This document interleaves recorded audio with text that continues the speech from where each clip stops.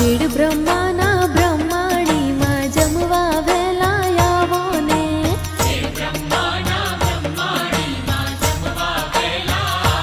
હા, 7 વારના 7 ભોજન જમવા વહેલા